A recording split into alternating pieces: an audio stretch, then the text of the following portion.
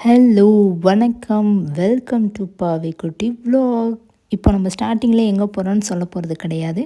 Video போக போக எங்கே போகிறோன்னு பார்க்கலாம். வாங்க வீடியோக்குள்ளே போகலாம். டுடே நான் வியர் பண்ணியிருக்கிறதுக்கு மேட்சாக பேங்கிளும் போட்டாச்சு. And this is the smart watch from Bolt brand. 9999 only. அதனாலேயே எனக்கு இது ரொம்பவே பிடிக்கும் இந்த வாட்ச்சு. ஓகே, இன்றைக்கி நம்ம எங்கே போகிறோன்னா மதுரைக்கு போகிறோம். வாங்க போகலாம். போகிற வழியில் என்னென்ன இருக்குது, என்னென்ன பார்த்தேன்னு டீட்டெயிலாக சொல்கிறேன். இது எங்களுடைய வீட்டிலேருந்து நான் பஸ் ஸ்டாப்புக்கு போகக்கூடிய ஏரியாவில் பை வாக்லேயே போயிட்டேன். எந்த வெஹிக்கிளும் எடுத்துகிட்டு போக கிடையாது. நம்ம ஒரு 11 o'clock வந்து பஸ் ஏறிட்டோம். மதுரை பஸ் வந்துடுச்சு. நம்ம அங்கே போய் ரீச் ஆகிறதுக்கு ஒரு 12:30 ஆயிடுச்சு. பிகாஸ் பஸ்ஸுன்றனால நம்ம ஓன் வெஹிக்கிளில் போனோம் அப்படின்னா இன்னுமே கொஞ்சம் நேரம் வந்து கம்மியாகவே ஆகும். நாங்கள் அங்கேருந்து ஆட்டோவில் தான் ட்ராவல் பண்ணோம். அவங்க ஓகேவா நமக்கு இருப்பாங்க. நமக்கு எந்தெந்த ஏரியா அப்படின்றதெல்லாம் நம்மளுக்கு அவங்க எக்ஸ்பிளைன் பண்ணிகிட்டே போவாங்க ஆட்டோக்காரங்க. உங்களுக்கு வந்து எந்த பஸ் ஸ்டாண்ட்லேருந்துமே காந்தி மியூசியம் போகிறதுக்கு ஒரு 200 கேட்பாங்க. Okay, that's affordable. அங்கே போயிட்டு ரொம்ப தொப்பை பசிச்சு, ஸோ சாப்பிட்டே ஆகணுன்றதுக்காக அங்கே பக்கத்துலேயே ரமணு மெஸ் அங்கே போயிட்டு ஒரு டீயும் ஆளுக்கு 2 வடையும் சாப்பிட்டோம். ஏன்னா உள்ளே போயிட்டு வர்ற வரைக்கும் பெல்லி ஓகேவாக இருக்கணும்ல ஸ்டொமக், அதுக்காக டீயும் வடையும் சூப்பராக இருந்துச்சுங்க. அங்கே நம்ம காந்தியுடைய அஸ்தி பீடம் தாங்க ஃபஸ்ட்டு இருந்தது. Father of the nation Gandhi இருக்கார் இல்லையா, அவருடையது. உள்ளே வந்து செப்பல் ரிமூவ் பண்ணிட்டு தான் போகணுன்னு அவங்களே போர்டு வந்து அங்கே கொடுத்துருப்பாங்க. ஸோ தயவு செஞ்சு செப்பலை ரிமூவ் பண்ணிவிட்டு உள்ளே போங்க. ஒரு சில தற்கொலையெல்லாம் செப்பலோடையே உள்ளே போகிறாங்க வர்றாங்க. ப்ளீஸ் கொஞ்சமாவது ரெஸ்பெக்ட் கொடுங்க, ஓகேவா? அடுத்து நம்ம அங்கேருந்து நம்ம கொஞ்சம் மூவ் பண்ணி வந்தோன்னா அவருடைய குடில் அந்த இடத்துல வந்து அமைச்சிருக்காங்க. அதை வந்து கொஞ்சம் வெளியே நம்ம சுற்றி பார்த்துட்டு நம்ம வந்து உள்ளே போனோம். உள்ளே போகும்பொழுதுமே செப்பல் ரிமூவ் பண்ணிட்டு போகணும் தான் போட்டிருந்துச்சு. நான் ஆட்டோமேட்டிக்காகவே செப்பல் ரிமூவ் பண்ணிட்டு தாங்க உள்ளே போனேன். ஆனால் உள்ளே போய் பார்த்தா எல்லாருமே செப்பல் போட்டு தான் போயிருக்காங்க. ஒன்றும் பண்ண முடியாது இவங்களெல்லாம். அங்கே வந்து அவர் யூஸ் பண்ணதாக சொல்லக்கூடிய ஒரு சில விஷயங்கள்லாம் வச்சுருந்தாங்க. அந்த கிச்சன், பாத்ரூம், டாய்லெட், அந்த மரங்கள் எல்லாமே வந்து டோர், இது எல்லாமே வந்து கொஞ்சம் கொஞ்சம் டிங்கரிங் பஞ்சரிங் பார்த்து அங்கே வச்சுருந்தாங்க.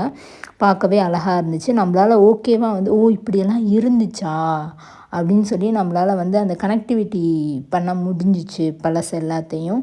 அதை பார்த்து முடிச்சுட்டு நாங்கள் வந்து அப்படியே வெளியே வந்துட்டோம். 1 hall, 1 kitchen, 1 bedroom and 1 toilet அந்த மாதிரி தான் அது அந்த குடில் வந்து அமைக்கப்பட்டிருந்துச்சு. நல்லாவே இருந்துச்சு பார்க்குறதுக்கு. அதை முடிச்சுட்டு நம்ம அப்படியே மூவ் பண்ணி கொஞ்சம் தூரம் போனோம் அப்படின்னா அங்கே வந்து மெயின் பில்டிங் இருக்கும். ஆனால் அது அன்றைக்கி க்ளோஸ்டில் இருந்துச்சு. எங்களால் அதை பார்க்கவே முடியல.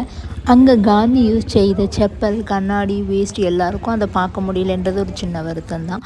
அங்கேருந்து லெஃப்ட் சைட் பார்த்திங்கன்னா காந்தி லிட்ரேச்சர் சொசைட்டி இருக்கும். யாரெல்லாம் புக்கு மேலே ரொம்ப க்ரேஸாக இருக்கீங்க காந்தி மேலே, அதை அவங்க கண்டிப்பாக வந்து அதை படிங்க. அதில் நிறைய விஷயம் இருக்குது. காந்தியுடையது மட்டும் இல்லை, எல்லா விதமான புத்தகங்களுமே அங்கே இருக்குது. ரொம்ப படிக்கணும்னு நினைக்கிறவங்க அங்கே போங்க. கண்டிப்பாக வாங்கி உங்களுக்கு தேவையானதை படிங்க. அங்கேருந்து நம்ம மூவ் பண்ணி ஃப்ரண்ட் ஏரியா வந்தோம் அப்படின்னா அந்த மெயின் பில்டிங் க்ளோஸ் ஆகிருக்கு இல்லையா, அதனால் இந்த இடத்துல வந்து அதை ஒரு பிக்சர் மாதிரி எல்லா இடத்துலையும் பேஸ்ட் பண்ணியிருந்தாங்க போர்டில். அதில் எல்லாமே இருந்ததுங்க. காந்தியோடைய டெத் ஆகட்டும், அப்போ நடந்த சம்பவங்கள், வார், ஜான்சி ராணி எல்லாருடையதும், நேரு எல்லாருடையதுமே அதில் பேஸ்ட் பண்ணியிருந்தாங்க. இதை நீங்கள் எடுக்கணும் அப்படின்னா 50 ரூபி நீங்கள் வந்து பே பண்ணணும். உங்களுக்கு கேமரா ஆர் மொபைலில் எடுக்கணும் அப்படின்னா நீங்கள் 50 ரூபி பே பண்ணி நீங்கள் இந்த வீடியோ அதெல்லாம் எடுத்துக்கலாம். அங்கேருந்து நாங்கள் வெளியே வந்துட்டோம். ஏன்னா பெருசாக இல்லை இல்லையா, படிக்கிறதுக்கு ரொம்ப டைம் ஆயிடுச்சு எங்களுக்கு. இந்த டைம் நம்ம வேஸ்ட் பண்ணக்கூடாது அப்படின்னு சொல்லிட்டு நாங்கள் சடனாக பிளான் போட்டு இன்னொரு இடத்துக்கு விசிட் பண்ணோம். அது எங்கன்னு பார்த்தீங்கன்னா 1000 கால் தூண் மண்டபம், 1000 ஸ்டோன் பில்லர் சொல்லுவாங்க இல்லையா, அங்கே நம்ம போயிடலாம் அப்படின்னு சொல்லிட்டு கிளம்பிட்டோம். அங்கே பார்த்தீங்கன்னா என்ட்ரன்ஸ் ஃபீஸ் 30 to 50 அந்த மாதிரி தான் இருந்துச்சு. ஸோ நீங்கள் இதையுமே கண்டிப்பாக பாருங்கள். நிறைய ஃபாரினர்ஸ் வந்திருந்தாங்க.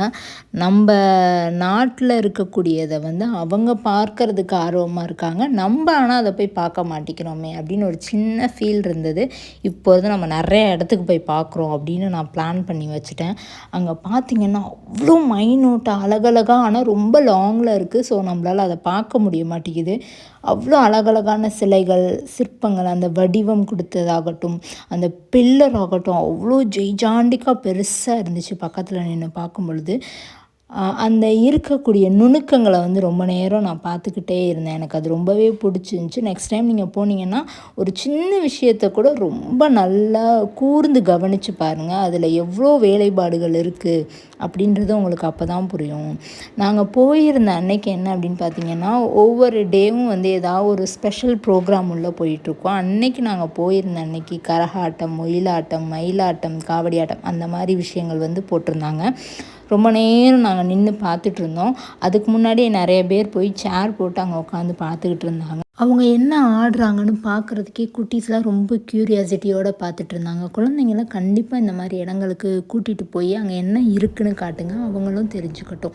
அங்கேருந்து நம்ம வெளியே வந்தோன்னா ஒரு சின்ன சின்ன வியாபாரிகள்லாம் இருந்தாங்க. அங்கே வந்து ஹார்ஸ் ரைட் இருந்தது. எப்படின்னா அந்த இடத்த மட்டுமே சுற்றிட்டு வர்ற மாதிரி. மற்றபடி பெரிய விஷயங்கள் வந்து அங்கே இல்லை. நீங்கள் தூண் அதை பார்க்குறதுக்காக நீங்கள் போகலாம்.